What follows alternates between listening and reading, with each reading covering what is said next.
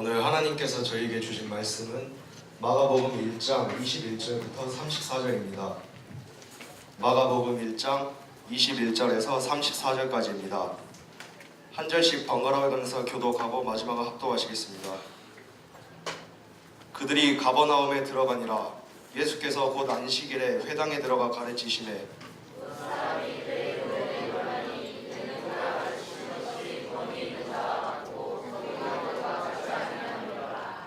마침 그들의 회당에 더러운 귀신 들린 사람이 있어 소리질러 이르되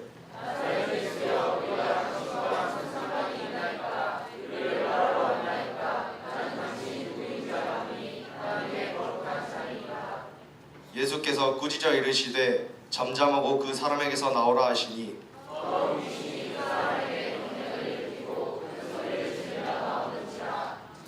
다 놀라 서로 물어 이르되 이는 어찌미냐 권위 있는 새 교훈이로다. 더러운 귀신들에게 명한즉 순종하는도다 하더라. 회당에서 나와 곧 야고보와 요한과 함께 시몬과 안드레의 집에 들어가시니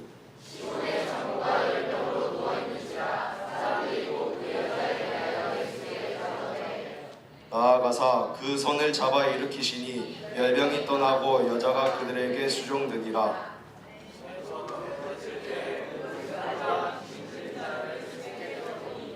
온 동네가 그 문 앞에 모이더라. 그래서 각종 병이 든 많은 사람을 고치시며 많은 귀신을 내쫓으시되 귀신이 자기를 알므로 그 말하는 것을 허락하지 아니하시니라. 여러분 반갑습니다. 일주일이 금방금방 지나가네요. 여러분들을 볼 생각을 하니까 금방금방 지나가는 것 같습니다.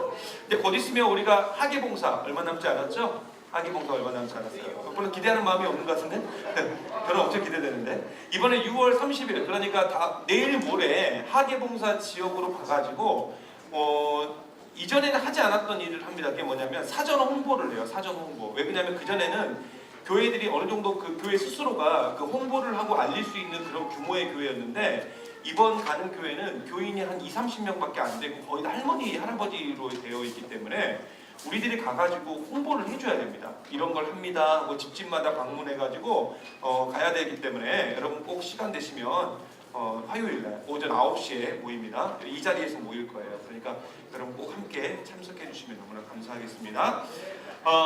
우리가 지금요 마가복음을 계속적으로 보고 있잖아요. 마가복음을 사실 처음부터 마가복음의 특징을 좀 살펴보고 갔어야 되는데 처음부터 마가복음의 특징을 이야기하면 여러분들이 너무나 지루해할까봐 제가 살짝 넘어갔습니다. 그리고 이제 이렇게 생각했어요. 기회가 되는 대로 이 마가복음의 특징을 조금 이야기해야겠다 이렇게 생각을 했는데 오늘 일단 이야기를 먼저 좀 하고 가야 될 것 같아요.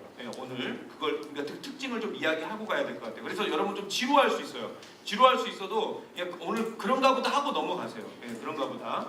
여러분 마가복음은 어떤 내용을 다루고 있느냐? 우리가 다 아는 내용이죠. 이 세상에 오신 예수님에 대한 이야기를 다루고 있어요.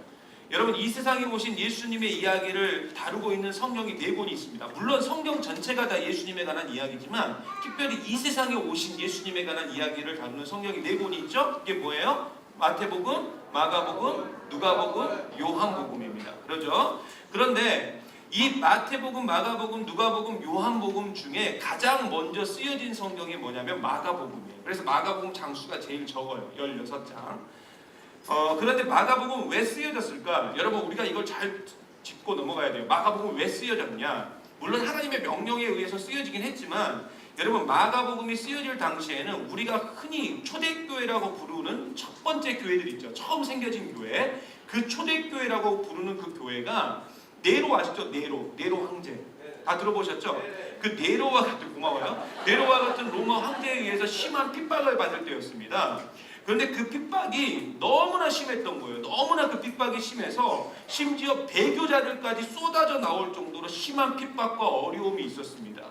그래서 그 핍박을 피해서 교인들이 산속으로 들어갔고 심지어 산속에서도 들키지 않기 위해서 어떻게 하고 있었냐면 양과 같은 동물의 가죽을 뒤집어 쓰고 마치 동물인 것처럼 숨어 살 정도로 엄청난 핍박과 박해가 있었을 때가 언제였냐면 이 마가복음이 쓰여질 때였다고요. 그러니까 얼마나 힘든 생활을 했는지 다 아시겠죠? 그러니 이런 고난 속에 있는 교인들에게 믿음을 지킬 수 있는 무언가가 필요했고 그것이 바로 마가복음이 쓰여지게 된 원인이 됩니다. 그래서 마가복음은 예수님에 대해서 표현할 때 인간적인 예수님, 그러니까 극심한 고난을 받고 있는, 핍박을 받고 있는 그 예수님으로 소개되고 있는 거예요. 그래서 인간적인 예수에 관한 이야기가 가장 많이 들어있는 곳이 어디냐? 거기가 마가복음이에요. 마가복음. 그러나 예수님은 그러한 고난을 잘 이겨내셨고 결국에는 십자가의 죽음과 부활을 통해서 이 땅에 하나님 나라가 이루어지고 승리하게 될 것임을 지금 이야기하고 있는 게 마가복음의 전체적인 내용입니다. 그래서 이 모든 것들, 그러니까 예수님으로부터 이 모든 것들을 이어받은 교회가 예수님이 다시 오시는 그날, 그러니까 최종적인 하나님의 나라가 임하는 그날까지 고난을 잘 감당할 때 예수님처럼 결국에는 승리할 수 있음을 이야기하는 게 마가복음의 전체적인 내용인 거예요. 사실 우리는 초대교회가 받았던 그런 박해와 고난을 우리는 받고 살지 않아요. 그렇죠? 교회를 다닌다고 해서 세상을 살아갈 수 없을 만큼의 불이익을 당하지도 않고요. 심지어 이것이 우리의 생명과도 직결되지도 않습니다. 그러나 그럼에도 불구하고 우리에게는 여전히 믿는다는 이유로 직장에서나 학교에서나 심지어 가정에서도 불이익을 받을 때가 있고요. 사람들이 우리를 싫어하고 세상의 유혹과 회유도 여전히 있다는 거예요. 그 정도의 차이만 있을 뿐이지. 그래서 이러한 핍박과 박해를 피하기 위해서, 그리고 이런 불이익을 피하기 위해서 우리는 어떻게 살고 있어요? 적당히 타협점을 찾기도 하고 또는 아예 순간순간 그리스도인과는 전혀 상관없는 삶을 살기도 해요. 그러니까 세상과 예수님 사이에 적당히 양다리를 걸쳐서 살기도 하고 아니면 적당히 물타기를 하면서 이 세상을 살아가고 있다고요. 그게 사실 우리의 현실이에요. 그래서 맨날 자신을 바라보면서 나는 죄인이야, 나는 죄인이야 이렇게 말하는 거죠. 그때 물론 여러분 믿음을 지키기 위해서 많은 것을 포기한 사람들도 있어요. 심지어 눈앞에 보이는 이익을 포기하시는 분들도 있고요. 쉽고 편한 것보다 불편함과 어려움을 선택하는 분들도 있어요. 여러분도 마찬가지예요. 지금 이 시간 얼마나 좋은 황금 시간입니까? 근데 이 자리에 와 있잖아요. 포기하고 이 자리에 와 있잖아요. 그거예요, 결국. 그러나 중요한 건 뭐냐면 우리가 그렇게 고난을 받고 있으면 이 고난이 한 번으로 딱 끝나면 좋은데 이 고난이 이상하게 어떻게 해요? 계속적으로 연결되고 있다는 거예요. 그러니까 우리가 이 세상을 살아가는 동안에 여러분 고난은 끝이 없다는 거예요. 그 고난은 계속 연속이고 끝도 보이지 않는 고난의 계단을 우리가 계속 지금 올라가고 있다는 거죠. 그러니 고난 속에서 그리스도인과 교회를 지킨다는 것은 굉장히 힘들 수밖에 없고 결국 우리는 내가 구원받지 못할 것이라는 두려움까지도 빠지는 거예요. 왜? 계속 고난받고 있고 나는 그 고난에서 쓰러지고 나는 뭐 넘어지고 그러니까 나는 이제 결국 구원받지 못하는 거 아닌가? 이렇게 생각할 수 있다고요. 그래서 믿음 대신 선택하는 게 뭐냐면 결국 행위를 선택해요. 행위. 왜요? 그게 확실하니까. 믿음하면 막연하거든요. 근데 행위하면 확실한 거예요. 그래서 어떻게 하는 거냐? 믿음을 키우기 위해서 뭐 하는 거예요? 막 성경을 보고 믿음을 키우기 위해서 기도를 하고 이렇게 하는 거예요. 결국 뭐 100일 기도한다고 그러고 성경을 막 일독하겠다고 하고. 근데 여러분 생각해 보세요. 여러분이 기도를 오랫동안 하고 성경을 많이 봤다고 해서 여러분의 믿음이 커지던가요? 네? 아니 한번 생각해 보세요. 여러분이 어렸을 때부터 교회를 다니신 친구들 있잖아요. 엄마 뱃속에서 다녔던 친구들. 그러면 그 친구들은 그런 친구나 저는 그러면 지금 완전히 어떻게 해요? 거의 천국과 같은 삶을 살고 있어야 되잖아. 그렇지 않아요? 그게 계속 쌓였을 거니까. 근데 그러지 않잖아요. 여전히 우리는 넘어지고 쓰러지고. 결국 행위를 선택한다고 해서 될 게 아니라니까요. 근데 사람들은 행위를 선택해가지고 행위를 선택해서 마치 무언가를 구원받을 수 있다고 생각하는 행위주의, 성과주의, 율법주의로 가버려서 기독교를 어떻게 만들어버리냐? 마치 기복적인 신앙으로 착각해가지고 나의 이익과 안정과 성공을 위한 도구로 사용되고 있는 그런 종교 그리고 그런 모습으로 우리가 지금 전락되어 가고 있다고. 그러나 예수님은요 절대로 행위를 강조하고 성과를 강조하고 눈에 보이는 어떤 업적을 강조하신 적이 없어요. 이 세상에서 잘 먹고 잘 사는 것에 전혀 관심이 없었던 분이 누구였냐면 예수 그리스도였다고. 그렇다면 예수님의 관심은 뭐였을까? 예수님은 왜 이 땅에 오셨을까? 한번 따라해보세요. 우리의 구원 때문에. 우리를 구원하시기 위해서 이 땅에 오신 거라니까요. 그것이 최고의 관심이에요. 그리고 그것이 뭐냐면 따라해 보세요. 하나님 나라의 완성. 그게 하나님 나라의 완성이라고. 결국 하나님 나라란 천국이란 뭐냐? 단순히 금으로 만들어진 집과 그런 금으로 만들어진 길이 있는 곳이 천국이 아니라 맨날 예배만 드리고 찬송만 하는 곳이 천국이 아니라, 그러니까 뭐 지루해서 못 가겠네 뭐 이런 사람도 있어요. 근데 그런 것이 아니라 세상의 모든 사람들이 예수님을 믿는 것, 그것이 하나님 나라라고요. 이해되세요? 하나님을 믿는 것, 예수 그리스도를 믿는 것, 그게 하나님 나라라고요. 그래서 누가복음 17장 20절과 21절에 예수님께서 이렇게 말씀하셨습니다. 다 같이 한번 읽어볼게요. 큰 목소리로. 잠이 오니까 시작. 바리새인들이 하나님의 나라가 어느 때에 임하니까 묻거늘 예수께서 대답하여 이르시되 하나님의 나라는 볼 수 있게 임하는 것이 아니요 또 여기 있다 저기 있다 못하리니 하나님의 나라는 어디 있다고요? 너희 안에 있다잖아요. 행위주의자였고 율법주의자였으며 하나님을 믿는다고 했지만 자신의 이익을 위해서 존재했던 바리새인들은 하나님의 나라를 어떻게 생각을 했느냐? 플레이스로 생각했다고요. 장소적 개념으로 생각했다고요. 우리가 그렇게 생각하잖아요. 우리는 율법주의자고 행위주의자니까 천국이 다 그렇게 장소적인 개념으로 알고 있잖아. 사실 유대인들은요, 이 땅에 메시아가 오면 자신들을 식민 지배하고 있던 로마 제국을 메시아가 멸망시키고 유대인들 자신들이 이 땅의 주인이 되어가지고 자신들이 이 세상을 다스리면서 왕노릇 할 거라고 생각했다고요. 그래서 예수님을 메시아로 생각했으니까 예수님한테 물어본 거예요. 언제 하나님 나라가 임합니까? 언제 우리가 왕노릇 할 수 있습니까? 언제 우리가 이 세상을 다 정복할 수 있습니까? 이 엉뚱한 질문을 했다고요. 그리고 이것을 하나님의 임재, 하나님 나라의 임재, 하나님 나라의 모습이라고 생각했어요. 그래서 바리새인들이 예수님께 도대체 하나님 나라가 언제 임합니까? 이렇게 질문한 거죠. 그러나 예수님은 하나님의 나라가 장소적인 개념이 아니고 또 바리새인들이 생각하는 그런 모습의 나라가 아니라는 것을 말씀하시면서 결국 하신 말씀이 뭐예요? 하나님의 나라는 어디 있다고요? 너희 안에 있다고요. 우리 안에 있어요. 저와 여러분 가운데 있다고요. 할렐루야. 그러니까 하나님의 나라는 예수님을 믿고 구원받는 것, 그것이 바로 하나님의 나라라는 거예요. 그러므로 현재 예수님을 믿고 구원받은 우리는 이미 하나님의 나라를 경험하고 있고요. 하나님 나라 한가운데 우리가 서 있는 거예요. 여러분이 느끼지만 못할 뿐이지. 물론 완벽한 하나님의 나라는 우리가 죽어야 이루어져요. 그러나 이미 하나님의 나라는 우리를 통해서 시작되었고 지금 진행되어 가고 있는 거예요. 그래서 마태복음 13장에 증거하고 있듯이 하나님의 나라는 겨자씨와 같고 누룩과 같다 이렇게 말하고 있어요. 여러분 겨자씨와 누룩의 차이점이 그 공통점이 뭐예요? 겨자씨 눈에 보여요 안 보여요? 아주 작죠? 여러분 보진 않았지만 그 작다는 개념 확실히 있잖아요. 근데 이 겨자씨를 땅에다 심어놓으면 이게 나중에 어떻게 돼요? 나무가 되잖아요. 눈에 보이지 않지만 나무가 되고 누룩은 어때요? 누룩의 특징이 있죠. 어떤 특징이 있어요? 확장되어가는 특징이 있죠. 퍼지는 특징이 있잖아요. 퍼지는 특징. 여러분 곰팡이 그대로 놔둬보세요. 어떻게 돼요? 싹 퍼지죠. 집에 실험 한번 해보세요. 집에다가 벽에다가 놓고 여러분 방에다 실험해봐요.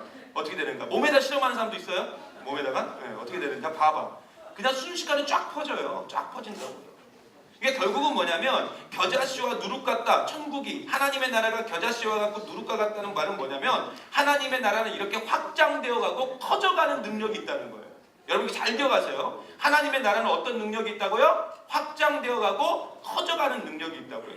그래서 예수님으로 시작된 그 하나님의 나라가 지금 이게 커져서 확장돼서 지금 누구에게까지 와 있는 거예요? 여러분에게까지, 저에게까지 와 있잖아요. 지금 그 시간이 얼마가 걸렸어요?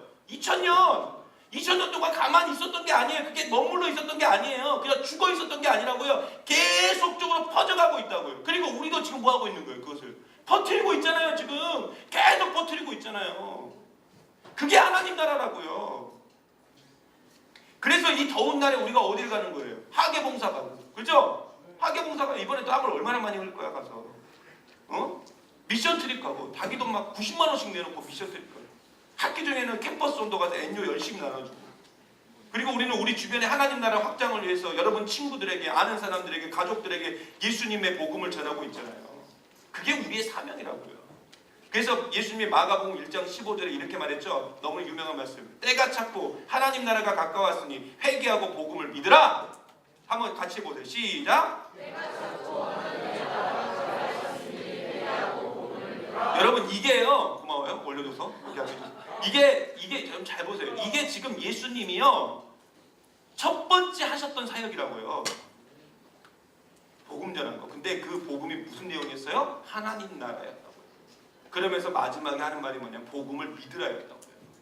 그러니까 하나님 나라, 복음, 믿음 이건 다 같은 말이에요. 같은 개념이라고요.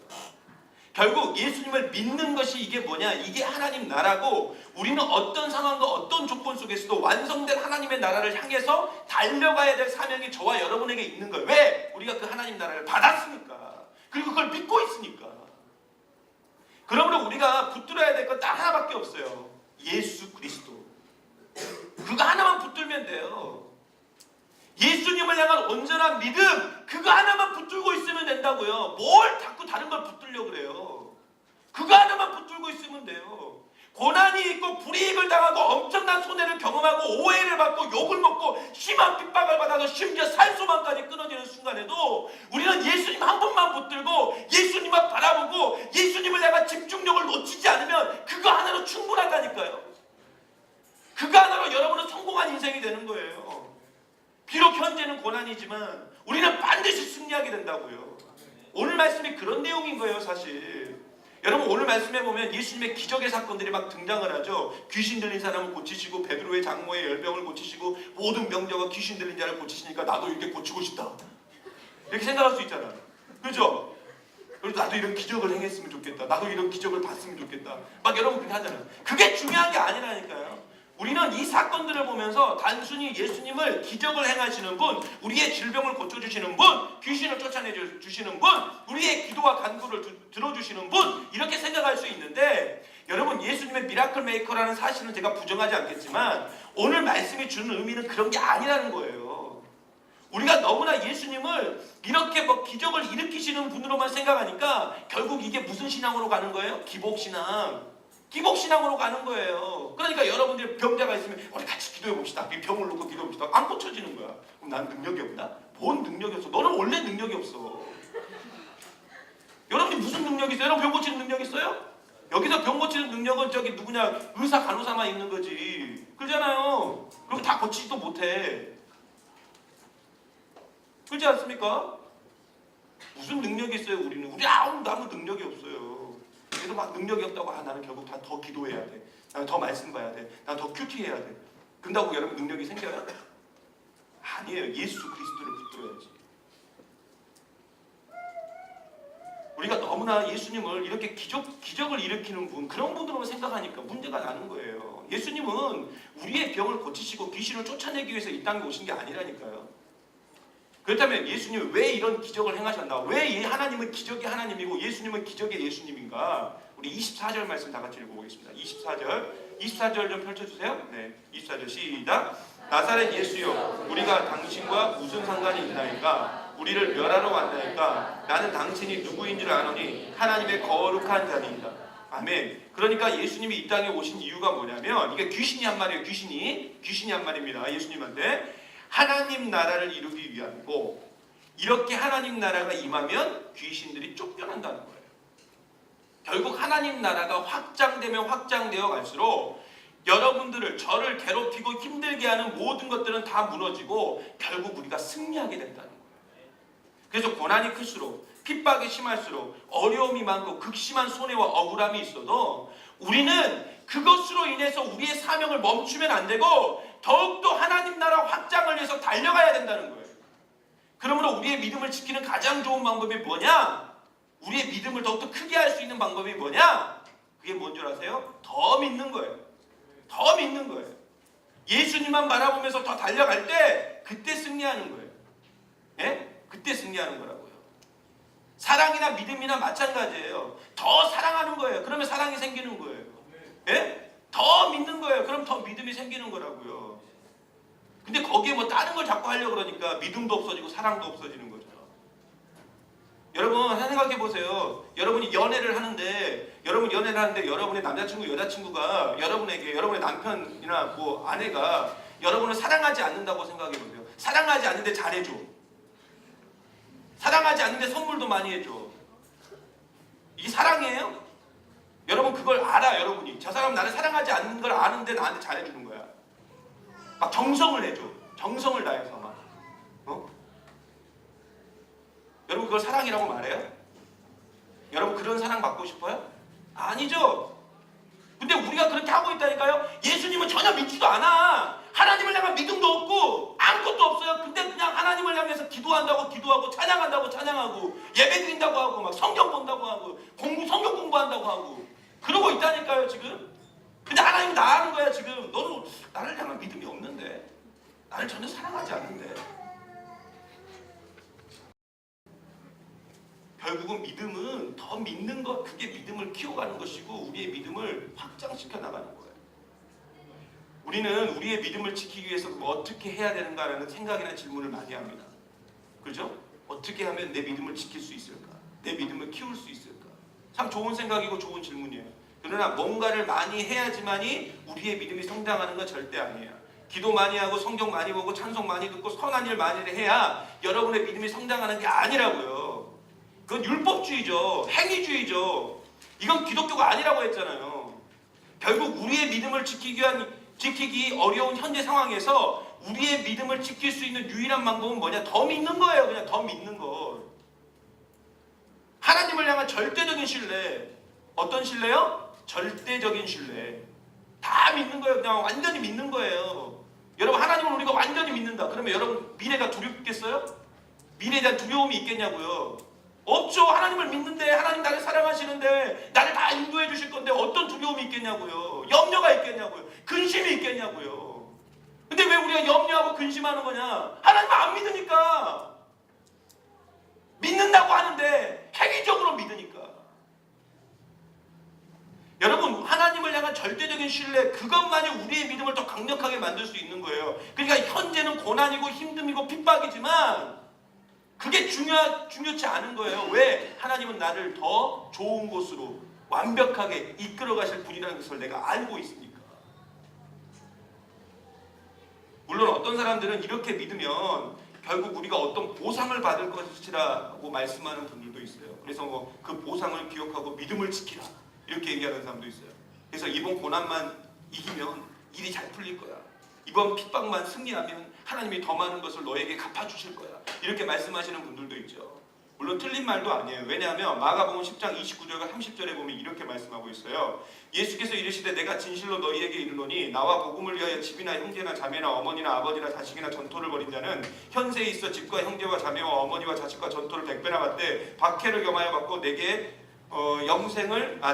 내세에 영생을 받지 못할 자가 없느니라 이렇게 말했어요. 내세입니다. 내세에. 결국 예수님으로 인하여 받게 되는 고난과 박해 그리고 핍박 이후에는 반드시 우리가 살고 있는 이 세상에서 그리고 심지어 죽은 후에도 우리에게 분명한 상이 있다라고 지금 얘기하시는 거예요. 그러나 만약에 이 세상에서 상이 없다면, 내세의 상은 알겠어요. 천국 가는 건 그건 알겠다고. 근데 지금 상이 없다면 그럼 예수 안 믿겠어요? 여러분이 평생 예수님을 믿고 사는데 계속 고난이고 핍박이고 어려움이야. 잘 되는 게 하나도 없어. 그리고 마지막에는 예수 믿는다는 이유로 죽었어. 그러면 만약 그런 인생이라면, 그걸 여러분이 다 알고 있다면 예수 안 믿겠어요? 생각해 보세요. 성경에 보면 많은 순교자들이 나오죠. 예수님의 제자들은 가룟 유다를 제외하고 대부분 순교했습니다. 사도 바울도 순교했죠. 그렇다면 이 세상에 상이 없는 거잖아요. 그렇잖아요. 순교했으니까. 고난받고 핍박받고 순교했으니까. 여러분 우리나라의 대표적인 순교자 두 분이 계시죠? 주기철 목사님, 손양호 목사님. 다 실패자입니까? 아니잖아요. 우리는 절대로 이분들을 실패자라고 보지 않잖아요. 그렇잖아요. 결국 꼭 상이나 보상만이 전부는 아니라는 거예요. 우리가 비록 이 세상에서 상을 받지 못하고 보상을 받지 못해도 우리는 믿음을 지키고 더욱 믿음으로 살아가야 돼요. 그러므로 우리가 인간론에 빠져가지고 무조건 뭐 기독교인은 잘 먹고 잘 살아야 되고 기독교인은 부자가 돼야 되고 어떤 일이든 술술 잘 풀려야 된다고 생각하면 절대로 아니에요. 이건 구약시대에 그저 잘 먹고 잘 살기 위해서 하나님을 버리고 바알과 아세라라는 우상을 섬기던 이스라엘 민족과 별반 다를 바가 없다니까요. 우리는 그저 우리의 모든 것을 하나님께 맡기고 하나님만 바라보면서 그 믿음 안에서 그리고 아무런 자격도 없는 우리를 구원하여 주신 그 사랑 안에서 우리가 믿음으로 살아갈 때 하나님 나라는 만들어져 가고 확장되어 간다는 겁니다. 이것이 바로 우리의 믿음을 공격하고 우리의 믿음을 약하게 만들려고 하는 세상 속에서 믿음을 지키는 방법이에요. 전 우리 젊은 사역부가 제발 이런 율법주의, 행위주의 그리고 형식주의에서 좀 벗어났으면 좋겠어요. 우리가 믿는 예수님은 이런 것과 싸우신 분이에요. 이런 것과. 그러나 우리는 예수님이 왜 병자를 고치시고 귀신을 쫓아내셨는가에 집중하기보다 그 나타난 기적에만 집중을 해요. 그래서 기독교와 우리의 믿음은 저질로 만들어가고 있죠. 예수님은 구원, 즉 하나님 나라 외에는 관심이 없었어요. 하나님 나라가 확장되어 갈 때 이렇게 모든 악들이 무너져 가는 것, 그게 기적의 사건인 거예요. 그러므로 믿음을 지키기 어려운 지금 우리가 더욱 믿음으로 나아갈 때 우리의 믿음을 공격하는 것들 여러분 다 무너지게 될 줄 믿습니다. 하나님의 나라는 저와 여러분을 통해서 그리고 더욱더 확장되어 갈 거예요. 제발 부탁드립니다. 믿음이 결국 이겨요. 그리고 믿음은 가장 강력한 공격무기예요. 그리고 그 믿음 하나로 우리는 충분히 만족할 수 있고요. 그 믿음이 우리를 하나님 나라 완성으로 인도하게 될 줄 믿습니다. 다시 한번 간절한 마음으로 부탁드립니다. 여러분 하나님 믿으세요. 제발 좀 믿어주세요. 하나님께 제발 좀 모든 것 좀 맡기세요.